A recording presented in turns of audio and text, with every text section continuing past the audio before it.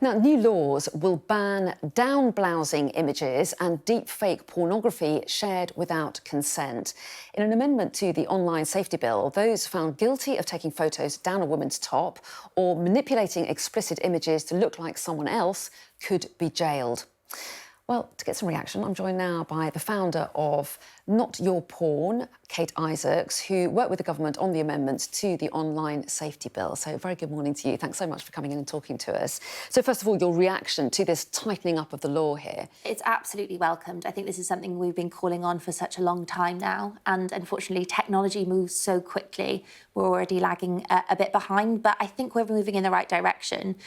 The only concern I have at the moment is whether we actually put it into law properly, because obviously these are announcements and it's not legally binding at the moment. So you need that to push forward. And you have had discussions with the government, haven't you? So what's your message been to them about priorities? I think a lot of it, when it comes to things like image-based sexual abuse and the current laws we have in place, there are a lot of loopholes that mean that prosecutions don't tend to happen very frequently.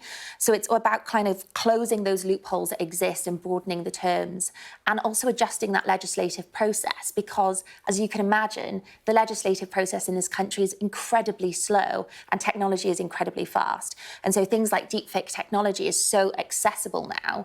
If we don't move quick enough, if we don't put these into actual laws, these proposals very quickly, we're just going to be lagging behind again and they won't be as relevant. And you've been campaigning on this for a long time now, haven't you? What got you started with that? So I started the Not Your Porn campaign back in 2019 when a friend of mine ended up on a very popular porn website without her consent. Her iCloud account was hacked and she ended up trending on there.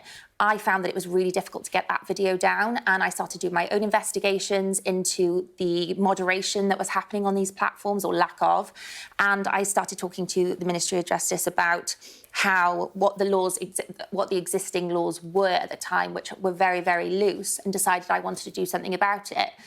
So started campaigning for platform liability, went after a platform that regularly did not moderate their content frequently, and as a result we managed to get about 80% of that content taken down, which was about 10 million videos at the time, which was huge.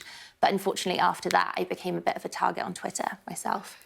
Yeah, and we talk about deep fake. That's when your face is put on somebody else's body, and you can only imagine what they can do with those images. And that happened to you, didn't it? And yeah. So what was that like for you to find out about? It was very scary. I think a lot of people were really, they were celebratory of the changes that the platform was making. I think most people can agree that porn, if it's not consenting by an adult or of children, I hope the majority would agree that that's horrendous. So having that removed from that platform was a really big win, but unfortunately there was a very small minority of very loud people on Twitter who decided that they wanted to silence me, and the deepfake was part of that. They shared my home address online and threatened to attack me and film it and upload it.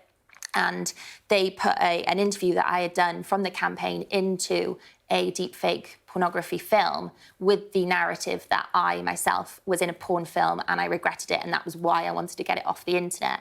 And it was incredibly realistic, to the point where I even questioned whether that was me for a few seconds, which is obviously very scary as a woman to not remember having sex with someone.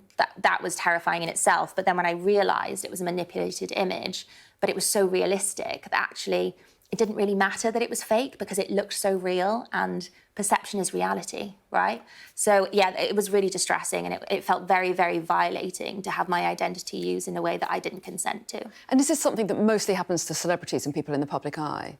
Not anymore. I think it used to, definitely. I think in terms of, you know, if we think about leaked sex tapes, it tends to be that celebrity leaked sex tape narrative. And we've seen that shift massively over the last decade. And that's kind of happening with deepfakes now. It used to be with deepfake technology that you had to have some sort of specialist skills to do it, much like it used to be with Photoshop to be able to edit an image. And now you can download an app that, you know, you can change your face structure in a click of a button. And that's how far we've progressed with deepfake apps as well. So anyone can do it. It's incredibly accessible. And so they're doing it to their colleagues, their work friends, anyone that they want to sort of enjoy in that way, or threaten or intimidate. And unfortunately, it's happening to, I mean, if you have an image of yourself or a video of yourself online, you are a target, unfortunately. So.